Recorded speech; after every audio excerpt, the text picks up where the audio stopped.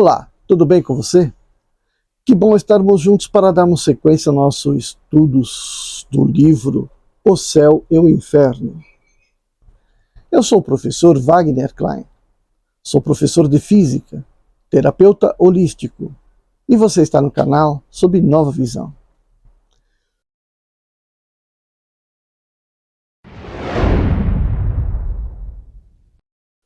Hoje a gente vai dar sequência no nosso capítulo 9, Os Demônios, e o item é Os Demônios segundo a Igreja.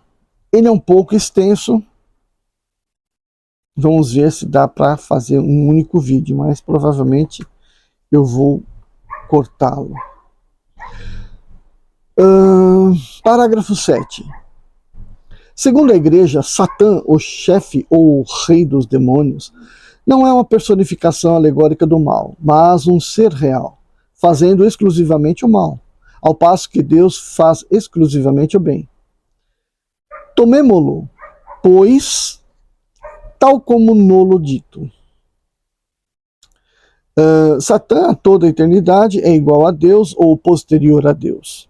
Se ele é toda a eternidade, é incriado e, por consequência, Deus é igual a Deus, e Deus, então, não é mais único.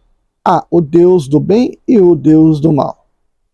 É posterior, então se ele é posterior, é uma criatura de Deus, uma vez que ele não faz senão o mal, que é incapaz de fazer o bem e de se arrepender. Deus criou um ser votado perpetuamente ao mal. Se o mal não é a obra de Deus, mas de uma das suas criaturas predestinada a fazê-lo, dele sempre Deus é o primeiro autor, e então não é infinitamente bom. Ocorre o mesmo com todos os seres maus chamados demônios. 8. Tal foi durante muito tempo a crença sobre esse ponto. Hoje diz-se: Deus, que é a bondade e a santidade por essência, não os teria criado maus e perversos. Sua mão paternal, que se compraz em derramar sobre todas as suas obras um reflexo das suas perfeições infinitas, havia-os cumulado de seus mais magníficos dons. As qualidades sobreeminentes de sua natureza havia acrescentado a generosidade da sua graça. Fizera-os em todos semelhantes aos espíritos sublimes que estão na glória e na felicidade, distribuídos em todas as ordens e misturados em todas as classes. Tinham o mesmo fim e os mesmos destinos. Seu chefe foi o mais belo dos arcanjos. Teriam podido eles também merecer ser confirmados para sempre na justiça e admitidos a gozar eternamente a felicidade dos céus. Este último favor teria coroado a todos os outros favores dos quais foram objeto, mas deveria ser o prêmio da sua docilidade, e deles se tornaram indignos. Perderam por uma revolta audaciosa e insensata. Qual foi o escolhido de sua perseverança? Qual verdade desconheceram? Qual ato de fé e de adoração recusaram a Deus? A Igreja e os anais da história santa não o dizem de maneira positiva, mas parece certo que não aqueceram nem a mediação do Filho de Deus, nem a exaltação da natureza humana em Jesus. O Verbo divino para o qual todas as coisas foram feitas é também o único mediador e salvador no céu e na terra. A finalidade sobrenatural não foi dada aos anjos e aos homens, senão em previsão da sua encarnação e dos seus méritos, porque não há nenhuma proporção entre as obras dos mais eminentes espíritos e essa recompensa, que não é outra que o próprio Deus, nenhuma criatura teria podido aí chegar sem essa intervenção maravilhosa e sublime de caridade. Ora, Para preencher a distância infinita que separa a essência divina das obras de suas mãos, seria preciso que resumisse em uma pessoa os dois extremos e que associasse à sua divindade a natureza do anjo ou a do homem, e ele fez escolha da natureza humana. Esse desígnio concebido a toda a eternidade foi manifestado aos anjos muito tempo antes do seu cumprimento. O homem-deus lhes foi mostrado no futuro como aquele que deveria confirmá-los nas graças e introduzi-los na glória, com a condição de que o adorassem na terra durante a sua missão e nos céus pelos séculos dos séculos. Revelação inesperada, visão arrebatadora para os corações generosos e reconhecidos, mas mistério profundo, acabrunhante para os espíritos soberbos. Esse fim sobrenatural, esse peso imenso de glória que lhes era proposto, não seria, pois, unicamente a recompensa dos seus méritos pessoais. Jamais poderiam atribuir-se a si mesmos os títulos dessa posse. Um mediador entre eles e Deus, que injúria feita à sua dignidade, a preferência gratuita concedida à natureza humana, que injusta, que insulta aos seus direitos. Essa humanidade, que lhes era tão inferior, vê-la-iam um dia divinizada pela sua união com o Verbo, e sentada à direita de Deus sobre o trono resplandecente, consentiriam oferecer-lhe eternamente as suas homenagens e a sua adoração? Lúcifer e a terceira parte dos anjos sucumbiram a este pensamento de orgulho e de ciúme. São Miguel e com ele a maioria exclamaram: o que é semelhante a Deus? Ele é o Senhor dos seus dons e soberano Senhor de todas as coisas. Glória a Deus e ao Cordeiro, que será imolado para a salvação do mundo. Mas o chefe dos rebeldes, esquecendo-se de que era devedor ao seu Criador por sua nobreza e por suas prerrogativas, não houve senão a sua temeridade, e diz: eu mesmo me elevarei ao céu, e estabelecerei a minha morada acima dos astros. Assentar-me-ei sobre a montanha da aliança, nos flancos do Aquilão, dominarei as nuvens mais elevadas e serei semelhante ao mais alto. Aqueles que partilham seus sentimentos acolheram as suas palavras com um murmúrio de aprovação e se encontravam em todas as ordens da hierarquia, mas a sua multidão não os colocou ao abrigo do castigo. Então, deixa eu fazer um pequeno comentário aqui sobre esse item que nós acabamos de ler, né? Então, já tem a proposta aqui da igreja de que Lúcifer, né, detentor de luz, Lúcifer, né, ele vai se opor a Deus no momento em que Deus escolhe Jesus para ser o seu predileto, né? Então veja que a igreja constrói essa imagem do Lúcifer quando constrói simultaneamente a ideia de Cristo como sendo a manifestação de Deus. Então, enquanto você acreditar em Jesus como nosso mestre, nosso guia, que foi abrindo os caminhos da mente para que a gente possa evoluir como espírito, você não enxerga isso. Mas à medida que você começa a olhar do ponto de vista de um Deus que mandou um filho a fazer esse trabalho e, portanto, coroá-lo como seu príncipe, né? Você passa a acreditar não num caminho, mas você passa a acreditar naquilo que a igreja quer, que você acredite que tem um Deus lá que pode te punir, que pode pegar a tua alma e lançá-la no inferno. Então ele cria a construção de Jesus e ainda reforça essa construção desse Jesus, Filho de Deus, com a ideia do Lúcifer, que se opõe a essa ideia, baseado o quê? Numa inveja, num ciúme, né? Uma discordância total daquela atitude de Deus.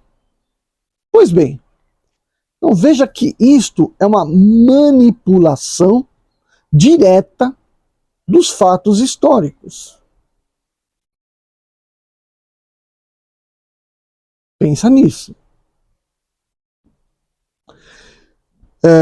Se você pensar de uma maneira um pouquinho mais filosófica e entender que quando Jesus apresenta o caminho da elevação espiritual através da prática da caridade e coloca na sua cabeça que você tem que se livrar do seu ego, que é justamente o ego, o egoísmo, que faz com que você caia para o mundo da encarnação, ao invés de sair dessa roda da reencarnação e ir para o mundo espiritual.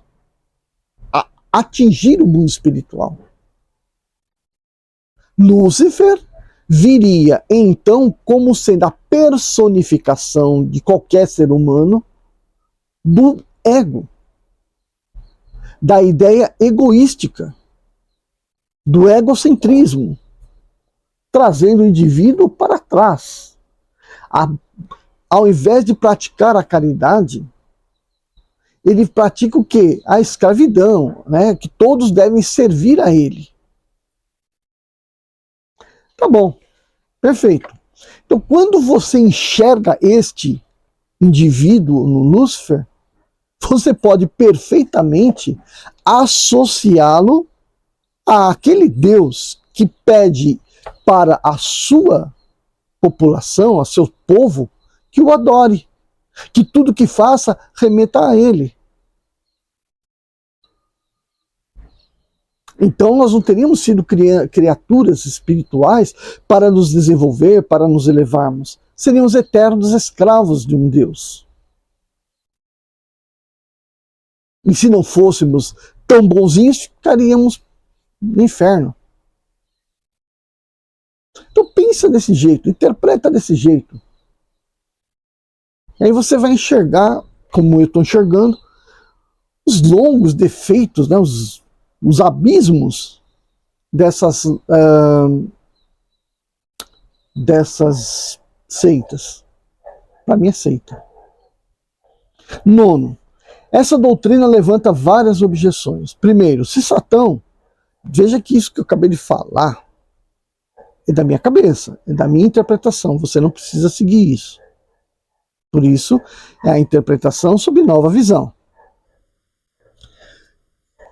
Nono, essa doutrina levanta várias objeções. Primeiro, se Satã e os demônios eram anjos, era porque eram perfeitos. Sendo perfeitos, como puderam falir? E nesse ponto, desconhecer a autoridade de Deus em cuja presença se encontravam. Conceber-se-ia ainda se não tivessem chegado a esse grau iminente, senão gradualmente e após passarem pela fileira da imperfeição, que teriam podido ter um retorno deplorável. Mas o que torna a coisa mais incompreensível é que nos apresentam como tendo sido criados perfeitos. A consequência dessa teoria é esta: Deus tendo querido criar neles seres perfeitos, uma vez que se cumulara de todos os dons, enganou-se. Portanto, segundo a igreja, Deus não é infalível. Segundo, uma vez que nem a igreja, nem os anais da história explicam a causa da revolta dos anjos contra Deus, que somente parece certo que estava na sua recusa de reconhecer a missão futura do Cristo, que valor pode ter o quadro tão preciso e tão detalhado da cena que teve lugar nessa ocasião? De qual fonte foram hauridas as palavras tão claramente narradas como tendo sido pronunciadas até por simples murmúrios. De duas coisas uma, ou a cena é verdadeira ou não é. Se é verdadeira, não há nenhuma incerteza, e então, por que a igreja não resolve o dilema? Se a igreja e a história se calam, se somente a causa parece certa, isso não é senão uma suposição, e a descrição da cena não é senão uma obra da imaginação. Terceiro, as palavras atribuídas a Lúcifer acusam uma ignorância que se espanta em encontrá-las num arcanjo que, pela sua própria natureza e o grau em que está colocado, não deve partilhar sobre a organização do universo, os erros e os preconceitos que os homens professaram até que a ciência tivesse vindo esclarecê-los. Como pôde dizer, estabelecerei a minha morada acima dos astros, dominarei as mais elevadas nuvens? É sempre a antiga crença tendo a Terra como centro do universo. O céu e as nuvens não se alongam até as estrelas. Na região limitada das estrelas, formando a abóboda e que a astronomia nos mostra disseminadas ao infinito, o espaço é infinito. Tendo em vista que hoje sabe-se que as nuvens não se estendem além de 2 léguas da superfície da Terra, para dizer que dominaria as nuvens mais elevadas e falar de montanhas, seria preciso que a cena se escapasse sobre a superfície da Terra, se passasse sobre a superfície da Terra, e que aí fosse a morada dos anjos. Se essa morada estivesse nas regiões superiores, seria inútil dizer que se elevaria acima das nuvens. Dar aos anjos uma linguagem elevada de ignorância é confessar que os homens hoje sabem mais a respeito do que os anjos. A igreja comete sempre o erro de não levar em conta o progresso da ciência. Aliás, né, quando a igreja fundou, né, foi criada, ela não, a ciência praticamente era alguns conhecimentos dos gregos que eles achavam que eles tinham sucumbido ali, né, que não se manifestaria, mas que foi, né, aparecer novamente no Renascimento. 10. A resposta à primeira objeção se encontra na passagem seguinte. A Escritura e a tradição dão o nome de céu ao lugar onde os anjos estavam colocados no momento da sua criação. Mas não era o céu dos céus, o céu da visão beatífica, onde Deus se mostra aos seus eleitos face a face e onde os eleitos o contemplam sem esforços e sem nuvens. Porque ali não há mais perigo nem possibilidade de pecar. A tentação e a fraqueza são desconhecidas. A justiça, a alegria, a paz ali reinam em uma imutável segurança. A santidade e a glória não diminuem. Era, pois, uma outra região celeste, uma esfera luminosa e afortunada, onde essas nobres criaturas, largamente favorecidas de comunicações divinas, deveriam recebê-las e a elas aderirem pela humildade da fé, antes de serem admitidas a ver-lhes claramente a realidade na própria essência de Deus. Resulta do que precede, ou seja, que os anjos que faliram pertenciam a uma categoria menos elevada, menos perfeita, que não tinham ainda chegado ao lugar supremo, onde a falta era impossível. Mas então há aqui uma contradição manifesta, porque está dito mais acima que Deus os havia feito em tudo semelhantes aos espíritos sublimes, que distribuídos em todas as ordens e misturados em todas as suas classes, tinham o mesmo fim e a mesma destinação, que o seu chefe era mais belo dos arcanjos. Se foram feitos em tudo semelhante aos outros, não eram, pois, de uma categoria inferior. Se estavam misturados em todas as classes, não estavam num lugar especial. A objeção subsiste, pois, inteiramente. 11. Há uma outra que é, se contradita, a mais grave e a mais séria. Está dito, este desígnio, a mediação do Cristo, concebido de toda a eternidade, foi manifestado aos anjos muito tempo antes do seu cumprimento. Deus sabia, pois, de toda a eternidade que os anjos, bem assim como os homens, teriam necessidade dessa mediação. Sabia que certos anjos viriam a falir, que essa queda acarretaria para eles a condenação eterna, sem esperança de retorno, que estariam destinados a tentar os homens, que aqueles destes últimos que se deixassem seduzir sofreriam a mesma sorte.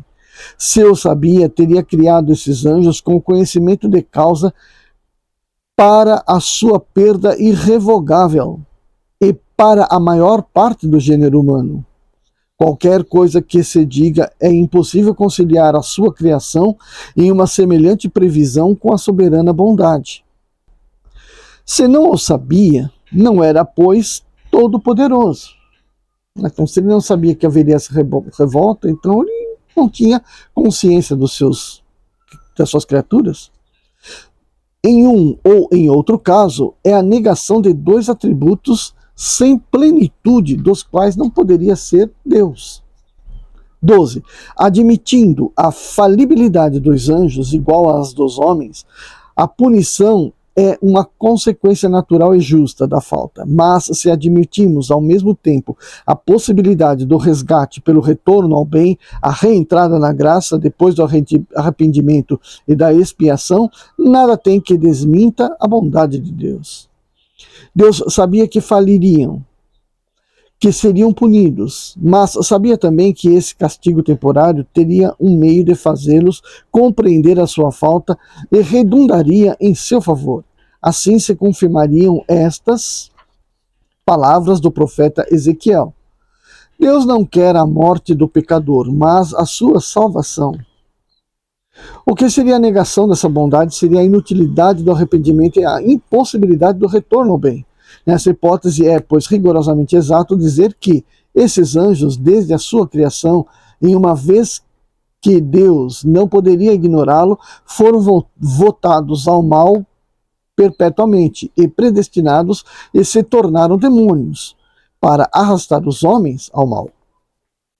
Vejamos agora. Bom, a gente vai dar uma pausa aqui então, neste vídeo, e continuar este item no próximo vídeo. Então vamos fazer uma pequena recapitulação aqui, né?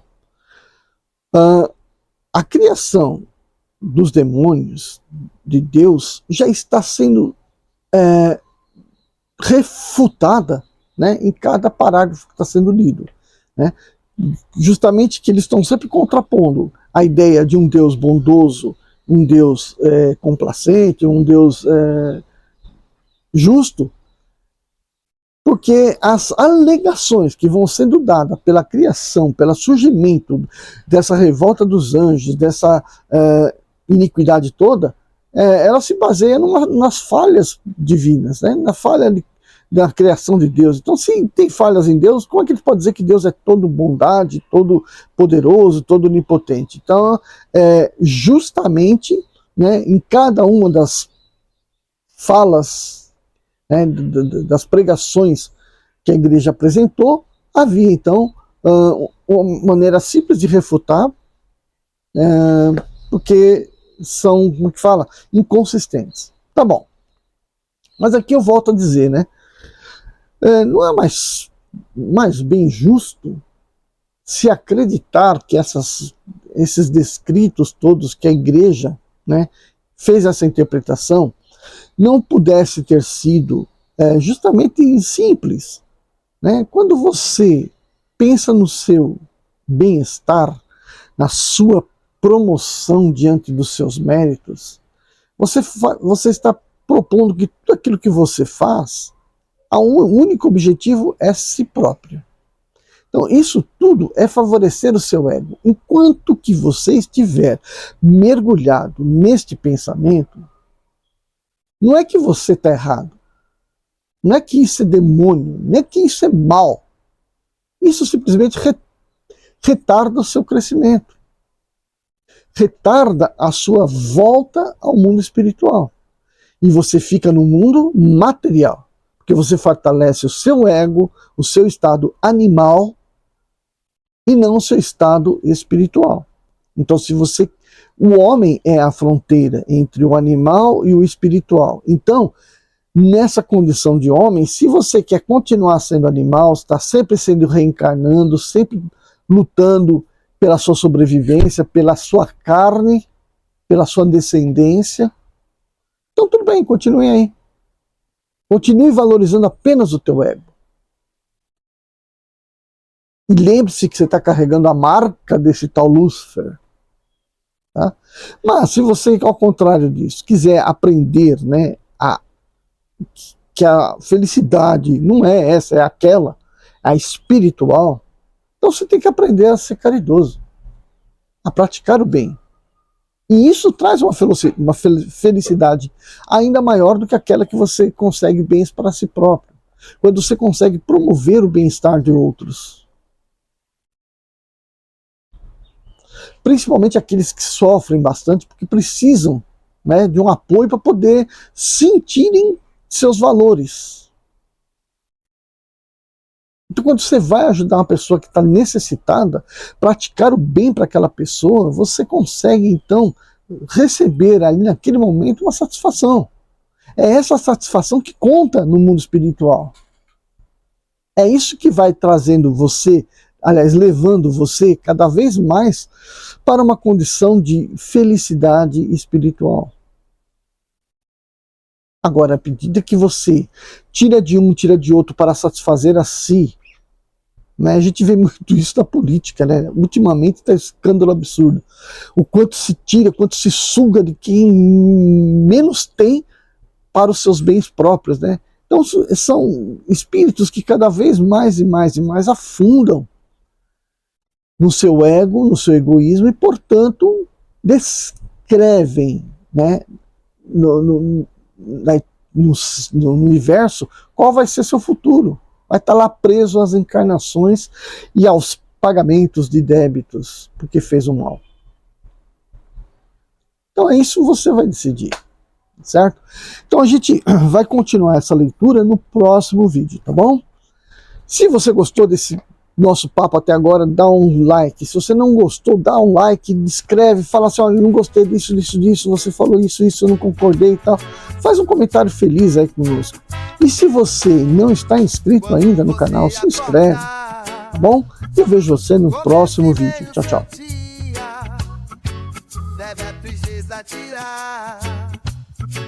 E por somente alegria,